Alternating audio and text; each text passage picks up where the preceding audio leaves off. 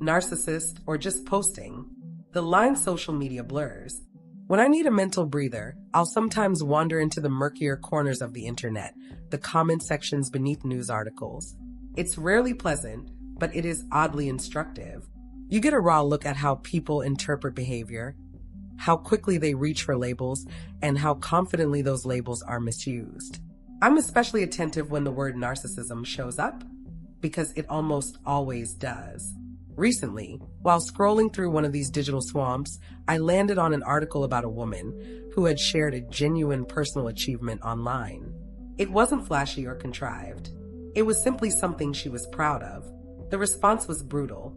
Comment after comment dismissed her accomplishment, branding her narcissistic, accusing her of performing for attention. Reading it felt less like witnessing criticism and more like watching a collective misunderstanding play out in real time. That comment section perfectly captured how distorted our use of the word narcissism has become. Somewhere along the way, it turned into shorthand for anyone who posts about their life. But narcissism isn't defined by visibility, and it certainly isn't synonymous with self-expression. Posting vacation photos, sharing a first-class seat upgrade, arranging brunch just right, documenting fitness progress, showing off holiday decorations, celebrating a new outfit, or beaming over a child's kindergarten graduation, none of that on its own signals narcissism. Even when someone posts frequently, even when their feed feels curated or self-focused, that still doesn't amount to a personality disorder. It may not be everyone's cup of tea, but personal taste and psychological pathology are not the same thing. The reflex to equate "look at me" energy with narcissism is fundamentally flawed. If someone came to me and said, "Look at my friend's social media," or "Have you seen my ex's feed?" It's all hikes, abs, sunsets, and travel. How narcissistic is that? I wouldn't rush to agree or disagree. I'd ask for context, because images alone don't tell a story. The person behind them could be insecure, bored, expressive, or simply someone who enjoys capturing moments. They might find joy in sharing and also enjoy engaging with other people's posts, seeing social media as mutual rather than performative. They could be lonely in a very ordinary, human way. And sometimes, and this matters more than we admit, a photo is just a photo. It marked a good moment. It held meaning. It felt worth sharing. There doesn't need to be anything sinister underneath it. For narcissism to be a real consideration, there has to be far more going on beneath the surface. You'd need to see enduring patterns, not isolated behaviors. Things like self-serving empathy that turns on and off depending on benefit, persistent grandiosity, entitlement, arrogance, and a chronic prioritization of self over others. You'd see poor frustration tolerance, emotional volatility, and a constant hunger for admiration that never quite gets satisfied. In relationships, these traits show up as manipulation, betrayal, gaslighting, and the repeated use of people as tools rather than equals. That psychological landscape does not reveal itself through a filtered photo or a celebratory post. You cannot reverse engineer a personality structure from a single square on a screen. So, why does this distinction matter? Because the consequences of getting it wrong are not trivial. When we casually label someone narcissistic for harmless online behavior, we risk misjudging people who are, in real life, emotionally safe, empathic, and well-regulated. Someone might be kind, honest, and supportive, yet written off entirely because they enjoy sharing moments from their life. That kind of mislabeling can quietly dismantle meaningful connections over something superficial and ultimately inconsequential. More importantly, the careless use of this term does real harm to people who are genuinely surviving narcissistic abuse. When narcissism gets reduced to likes attention or posts too much, the lived reality of manipulation, control, and psychological erosion becomes invisible. Survivors' experiences are flattened into complaints about selfies or gym photos. Their pain is minimized, their credibility weakened. And when that happens, they're more likely to be dismissed as dramatic or oversensitive, rather than recognized as people recovering from deeply destabilizing relational trauma. There's another layer of harm that often goes unnoticed.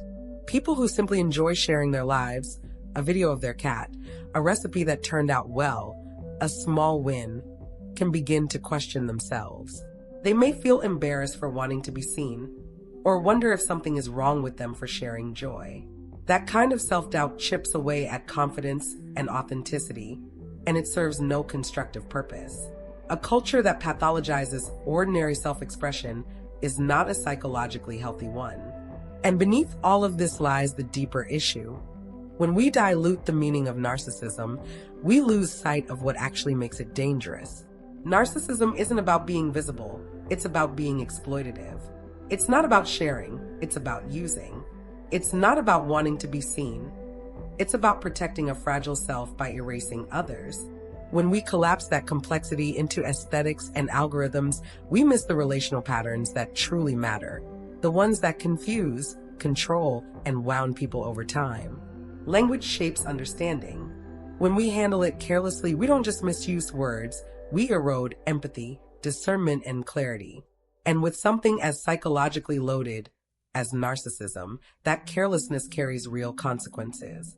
When we talk about narcissism in a clinical sense, we are talking about an excessive need for admiration and validation. And that word, excessive, is doing a lot of heavy lifting. It's one criterion among many in a long list that must come together in a fairly consistent way before we can responsibly say someone has a narcissistic personality style. Wanting to share good news, whether it's a new car, a new sweatshirt, a promotion, or something that simply made you smile, doesn't automatically qualify as excessive. It might feel showy. It might land as annoying.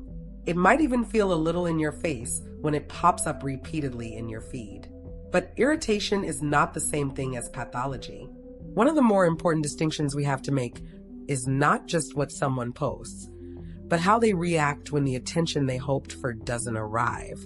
That reaction tells us far more than the photo itself ever could. If a friend, family member, or partner becomes visibly angry, resentful, or hostile toward others because their post didn't get enough likes or praise, if they lash out, sulk, or punish people for not validating them, that's a very different psychological picture. That begins to drift into more antagonistic territory. Compare that with someone who posts, shrugs if people like it, shrugs if they don't, and moves on with their day.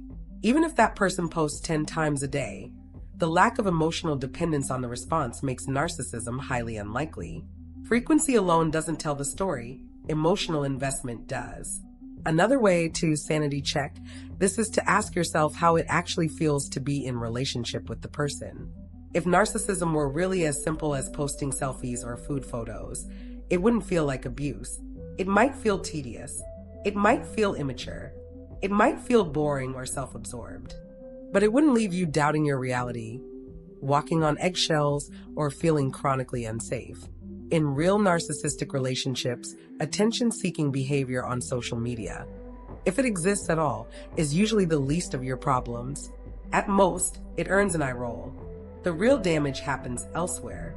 In an actual narcissistic relationship, the emotional environment is heavy and constricting. You're trained, often slowly and subtly, to silence yourself, to downplay your needs, and to carry a constant sense of guilt and shame. You become hypervigilant, always trying to get it right, always bracing for the next explosion, withdrawal, or betrayal. Your nervous system is never fully at rest. That experience has nothing to do with someone posting vacation photos or a baking video. If your distress is coming from fear, self-blame, and emotional exhaustion, that is a very different psychological landscape. There's also an irony here that's worth naming. Some of the people who are quickest to accuse others of being narcissistic for posting on social media are often individuals with vulnerable narcissistic traits themselves. That's not an insult, it's an observation. People with these patterns tend to feel chronically overlooked, unappreciated, and quietly resentful. They carry what psychologists sometimes call grieved entitlement, a deep sense that life owes them something beautiful and affirming, paired with anger and envy when it doesn't arrive. For them, seeing others share joy, success, or even ordinary moments can sting in a very personal way. Because envy sits so close to the surface in vulnerable narcissism, the impulse to tear down others can feel almost automatic. Labeling someone else as narcissistic becomes a way to manage that envy, to turn discomfort into moral superiority. So the person sharing a celebration, a trip, or a moment of happiness is recast as shallow or bad, while the observer remains the unrecognized, wounded one. That pattern tracks psychologically, even if it doesn't feel good to confront.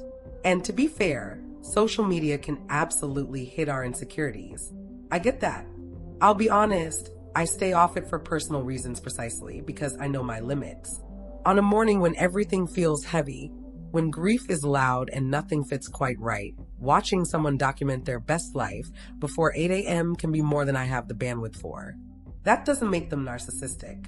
That makes me human. It's on me to manage what I expose myself to, not to pathologize someone else for living their life out loud. This is why we have to be careful with language. Narcissism is a powerful, specific, and meaningful term. When we use it too loosely, we risk hurting decent people, damaging relationships that don't need to be damaged, and, perhaps most importantly, invalidating the experiences of people who have truly survived narcissistic abuse. Survivors already struggle to be believed. Diluting the term only makes that harder. If someone's eggs Benedict on the beach after a 5-mile jog isn't working for you right now, mute the post. Scroll past it. Protect your peace. But let's slow down before turning ordinary self-expression into a psychological indictment. At some level, we all want to be seen. And if narcissism were really just about posting pictures, this conversation and this channel wouldn't need to exist at all.